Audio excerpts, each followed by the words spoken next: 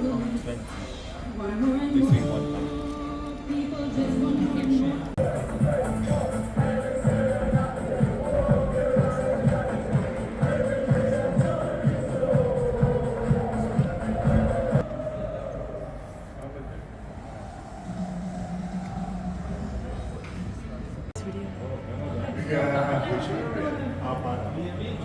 At the very core of a city that's proud, a city that's loud, a city that's always stood out from the crowd, a club for all of Manchester. Way back, a vicar and his daughter, already supporters of a broken community, created opportunity, gave them hope and gave them heart, and built a team to bring their people together. That spirit stayed, and with every game played, the bond grew. It was built into being sky blue. The first trophy bridged the gap, put this city right on the map, to set the ball rolling for all. And what a ride it has been.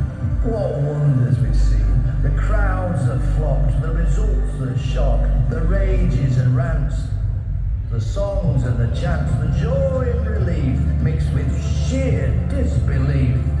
We've seen powerful patricians, mavericks, magicians, fleet-footed flyers down the wings, the absurd, the outrageous, the brave, the courageous, and the privileged few saw the king. Defiance will always define us. There are times we bend games to our will. Moments that are etched there forever. Moments when time just stood still.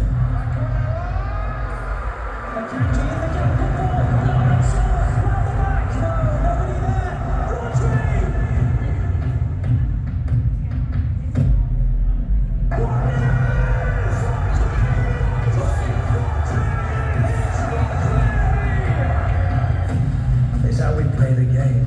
All equal in name. The stunning, the vivid, the unmissable, what will always ring true. We love every sky blue. Our champions, cup winners, the treble, history makers in full flow. Super Cup, Club World Cup, now 4 in a row. Since 1894, we thank everyone who has gone before. For this team that now soars, for this club that now towers, for this city we know that will always be ours. We'll go to about halfway along this road and take a seat. Come on in, Marco.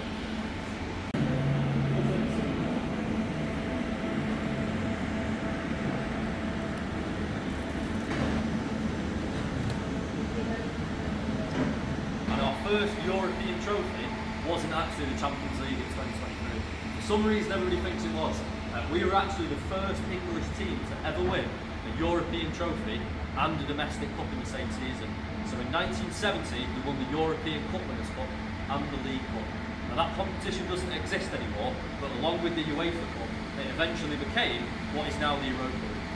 Okay, so I'm not trying to claim it's as significant as the Champions League, but it's obviously still a historic European trophy. The 11 that started that final in 1970, all 11 players were English, 8 of them were from Manchester, and they were first cousins in that team as well. Okay, so an incredible bit of history.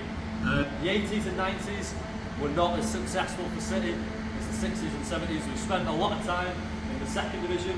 We even spent one season in the third tier of English football, narrowly escaping through a playoff final. Got back into the Premier League in 2000.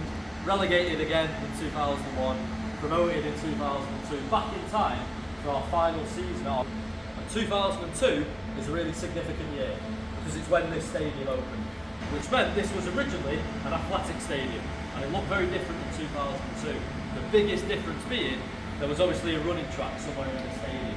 Part of a trial to reintroduce safe standing back into English football, so it's been banned for the last 30 years. So supporters in these seats can stand up safely the entire duration of the game. And because of the bar in front of you, it means that when the goal goes in, if people were to rush forward, the lines of fans are separated. So it's the safest way to do it, okay? The late 60s and the late 70s. We're about to go into the Colin start.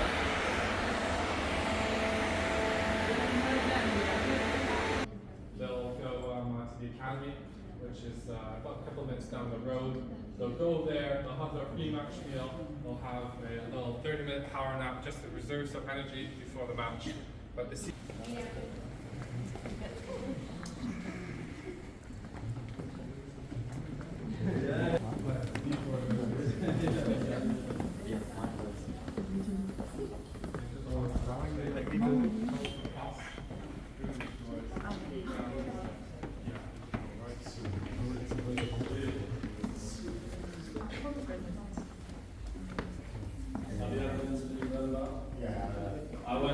I will do the new one. I'm planning to go next year.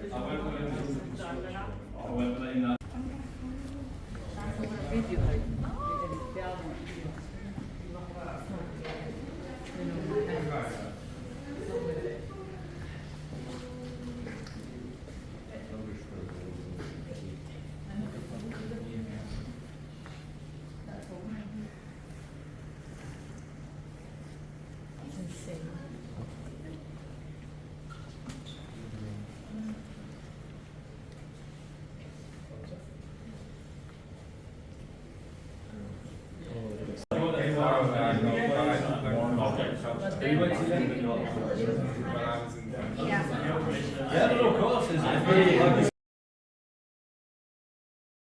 I'm not really good friends. I love Manchester City, so I've been here so I grew up in Vancouver.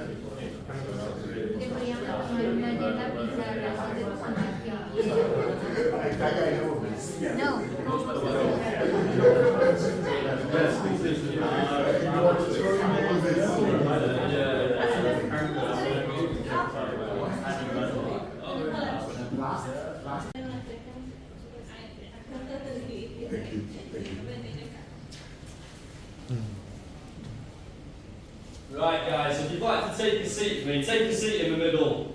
Have a big impact on the team players on the pitch. Pep hasn't only done just that, he's also changed the physical structure at the stadium itself. So an incredible influence, really. The reason why he demanded a circular design was for communication reasons. Okay, so when all the players are in, they can all see each other. Come and take a seat. And they can all see Pep. So no matter if you've had a great game or an awful game, there's nowhere to it's out in the open. That's the essence of this changing room, okay? Communication is very important again. As you can see, we have a very Pep himself speaks 5 languages. But in here on a match day, only English is allowed to be spoken. That's to keep the team together and keep them as one unit. Pep doesn't want all the English players sat together or all the Spanish speaking players sat together. He wants everyone jumbled up as one. In terms of the players' shirts, on a match day, they're given 2 shirts per game.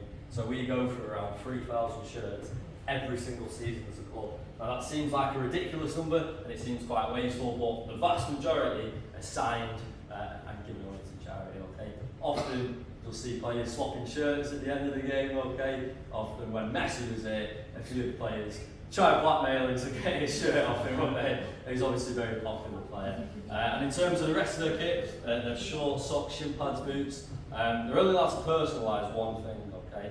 And that's their shin pads, because they're behind the socks and they can't be seen. So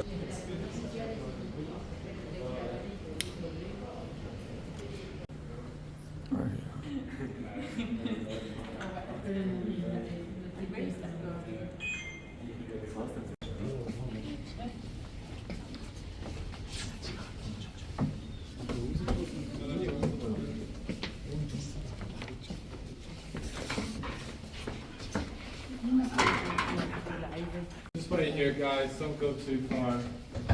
Wait for the rest of the group. Okay.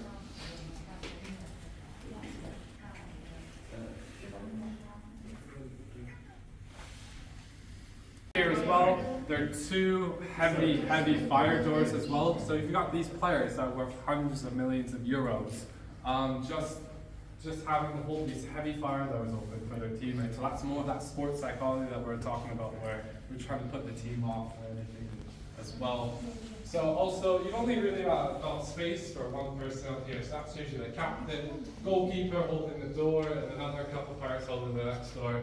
And you look out, you see the Manchester City players all around here, and the referee room's over here as well. You might see a Manchester City player and the referee kind of talking, and they might get in your head like, oh, why they seem to be getting along so well. And, you know, maybe just put some more thoughts into your mind as well. And then also this photo, right, quite cool. I love this photo. Pep selected this photo himself. You may not realize or recognize a lot of faces in this photo, especially on the left-hand side. That's because this photo involves everyone who's a part of the first team staff. So all the way from, you've got Pep Guardiola, the back right corner. I like how he's just kind of looking on to everyone, just almost like admiring everyone. You guys can go down that side. That's the loser side. I mean the away team side over there. So perfect. Right, would you like to follow me? Do you want to come up? Perfect. So this is also what it'll sound like on a match day. So perfect. Everyone like to follow me. We'll go down to pitch side.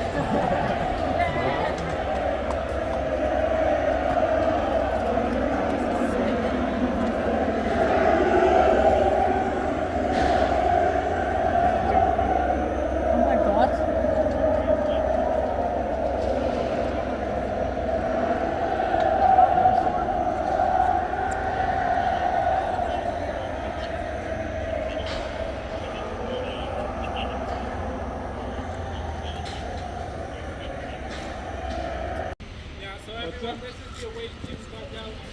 This is the home team dugout. This is where Pep Guardiola sits, so you're currently in Pep Guardiola's seat. However, he doesn't really sit there, does he? He's always got everything about on the pitch. Half the time he's on the other side of the pitch as well. 얼굴에 딱 맞추면 이렇게 얼굴에 맞춘 다음에 이렇게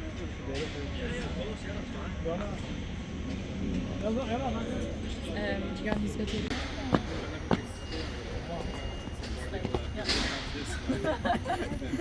Isn't there a bottle to kick?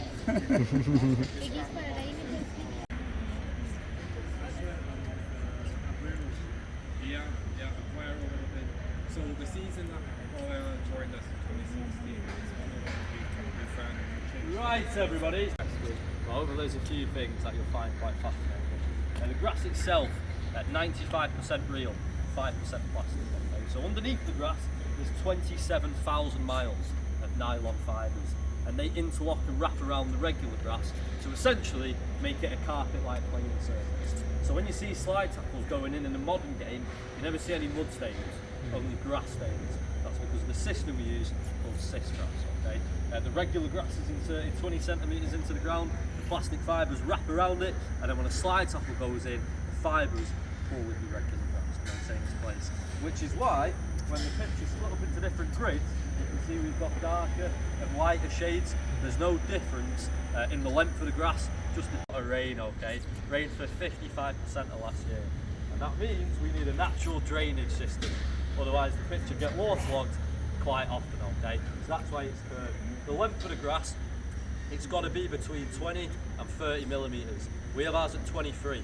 It's quite confusing for a lot of people, and rightly so, okay? Both Manchester teams, we both have a ship on our badge. However, we're obviously a landlocked city, okay? We're not near the seaside, so there's a couple of different reasons for this. We were the world's first industrial city. So the ship was first put onto the coat of arms in 1834. So we've got West Ham's, which is about 2 metres bigger, and Liverpool's, which is 2 metres smaller, but it's not too significant. So some of these things here really do something to do but they're not always used. This is probably the most common area one. So that's how the players would leave on this match. over here, this is quite cool. This is the Tunnel Club Premier. That's what I was talking to you about before. So this is the Tunnel Club, one of the our work in hospitality suites. So if you go up, you can kind of see what the restaurant looks like in that. And then on the other side, that's where you'll be able to see in the tunnel, and that's where we went down. And then over on this side, this is where all the reporters, journalists and all that, that's where they'll be on the ask questions. Players come up this way. And in a Premier League contract, they're obliged to answer at least one question. However, it's up to the reporter to ask a decent question. You know, if a reporter came up to Kevin De Bruyne and it's like, Kevin, did you enjoy the game today? And he's just like, yes. That's all he's got. And Kevin, he's answered his question, he's done for the day, go home to the rest of his family. But it's up to the journalists, it's up to them to ask a decent question.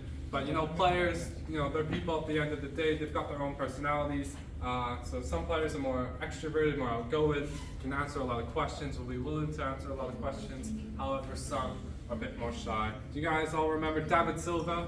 Yes. David Silva, yeah, absolutely fantastic footballer, but he's a bit shy, wasn't he? So usually when you come out this door, he would get a phone call from his mum. So he'd be on the phone all the way down this way, and as soon as he gets to that door, suddenly the phone call will be over.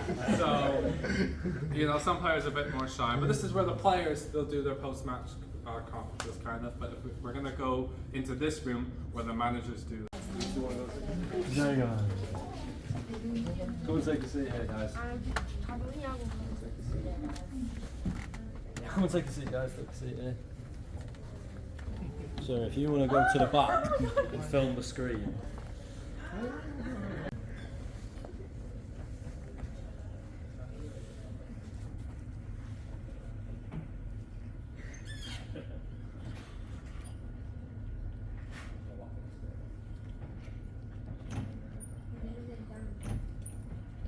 Yeah, come and take a seat, guys. Very well connected man in Manchester City here, so he's able to pull a few strings for you guys today. So if you'd like to look at one of these telly screens, We have a special guest coming to join you guys up there today. Who could it be?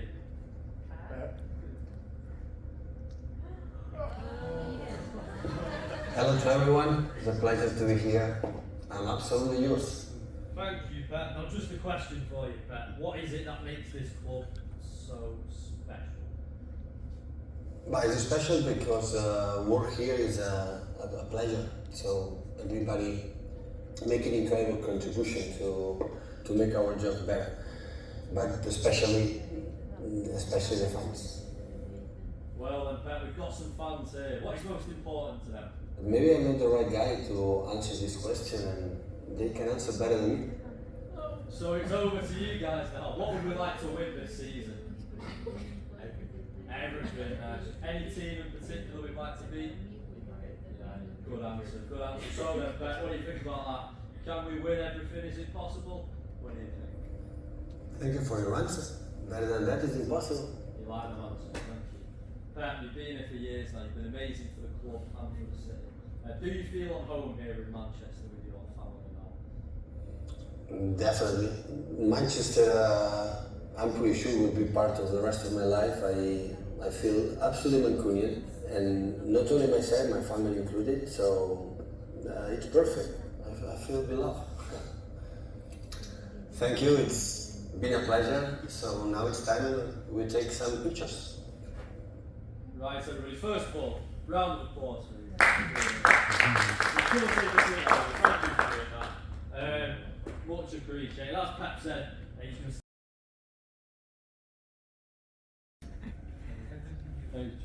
Yeah.